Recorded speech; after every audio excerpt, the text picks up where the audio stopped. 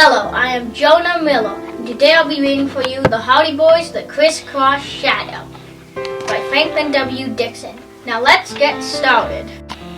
Chapter 1, A Strange Sale. I want to speak to my nephews Frank and Joe Howdy at once, said an excited voice on the telephone. It's urgent. Yes, Miss Howdy, replied the manager of Bayport's high football team. They're out on the field. I'll get them. Meanwhile, on the 30-yard line, Coach Devlin was saying, "Okay, team, let's run through our defensive play once more." The 11 lined up, the regulars on defense, the scrubs facing them.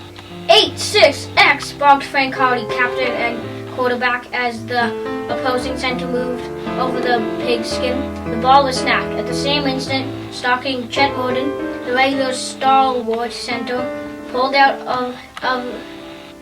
of the line to cover the left flank. The scrubs halfback darted up and over the line of the scrimmage. "Tackle him, Chet! Tackle him!" shouted Frank.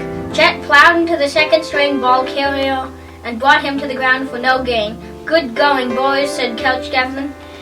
"I think you've got that defensive play down pretty well. Once around the field and then into the showers," he said, dismissing them. Frank and his brother Joe, a year younger, jogged along together. Lithe, blonde-haired Joe, who played left halfback, was puffing. "Coach really had us working on that 8-6-X, didn't he?" "I'll say he did," tall, dark-haired Frank replied. "But he's going to come in mighty handy when we play Hopkinsville." "Frank, Joe," the manager called out. "Telephone call for you. Better hurry. Your aunt seems very excited." The brothers looked at each other wonderingly. Sons of Franklin Howdy, the famous detective, they were accomplished sleuths in spite of their yell. They had often received urgent calls, but never in a locker room. Joe hurried to the phone. "Hello," he said anxiously. "Joe, is that you?" asked Chris' feminine voice. "This is Aunt Gertrude." "What's up?" Aunt Gertrude was staying at the Howdy home, was the boy's favorite relative, though she did not hesitate on occasion to reprimand her nephews. They had great respect for her insight into human nature. "There's a strange salesman in the house," Aunt Gertrude reported. "He's trying to sell your mother some leather goods, but I don't like his looks. I'm sure he's a swindler. I've seen his picture somewhere in the papers." Joe whistled softly. "We'll come right home, Auntie," he promised. The boys did not wait to shower or change their clothes, but hurried to their convertible. Since the father was in San Francisco on a secret mission, so secret that he had not even told the boys its nature, Frank and Joe felt a protective responsibility toward the two women at home. As he maneuvered the sleek car through Bayport's busy streets, Frank looked puzzled. "I don't like this at all, Joe," he said. "Let's take a look through the window before we go in." Joe suggested. "You know what Dad says, a little undercover sleuthing in advance is better than bogging in head-on."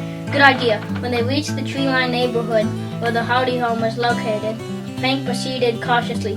"We'll park here," he said, quietly turning off the motor and gliding to the curb about 300 feet from the house.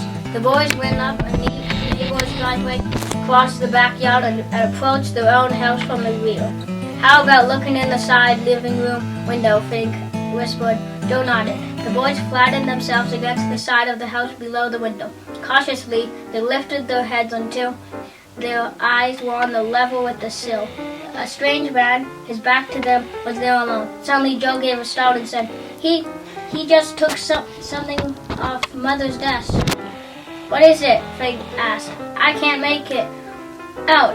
"Oh yes, it's Dad's key case." As the youthful detectives watched the man, unaware that he was being observed, opened the case and quickly slipped a key off one of the rings. The boys did not wait to see any more. They dashed around the house, unlocked the front door, and ran into the hall. "Why, hello, boys," a pleasant feminine voice said. Miss Howdy was descending the stairway. "What brings you home so early from practice, and in your football uniforms?" "Hello, Mother," they answered together as they followed her into the living room. Joe burst out. This man is what brings us here. The end for now.